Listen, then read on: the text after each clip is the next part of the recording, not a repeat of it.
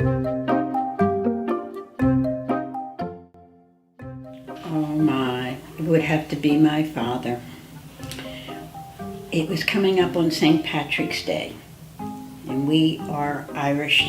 My father was born in Ireland, and I saw this in the newspaper where the comics were, and a practical joke was to take some ivory soap, run it under some warm water, and you carve it into little balls, and then you sprinkle it with cinnamon, and you put a few of them in a little wax paper and offer it. My father came home from work, and I offered it to him. And he said, "Thank you, darling." Oh no! Oh my gosh. That's horrible. What was his reaction? He didn't like it. I believe it might be possible. I mean, you know, we don't know what the government's hidden from us. I hate to be like that, but Roswell. yeah, I mean, I do. There's some things that are unexplained, and then there's things that people have ways to explain it. So I'm going, I don't know, someday I'll figure it out. When was the last time you told someone that? I think that's almost every day. I told you. My husband. I told you. Say that, like, you want to think about things that were cool when we were kids that aren't cool now. I mean, oh my gosh, here's an image for you.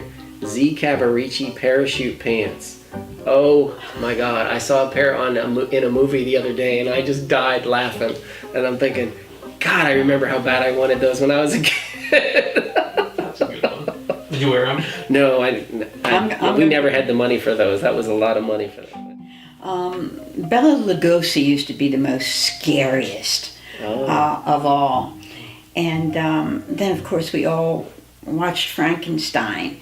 And at that time, we would say, can you imagine a living human being with parts from another person? How ridiculous. Crazy, right? Now How it's real. ridiculous, right? Yeah.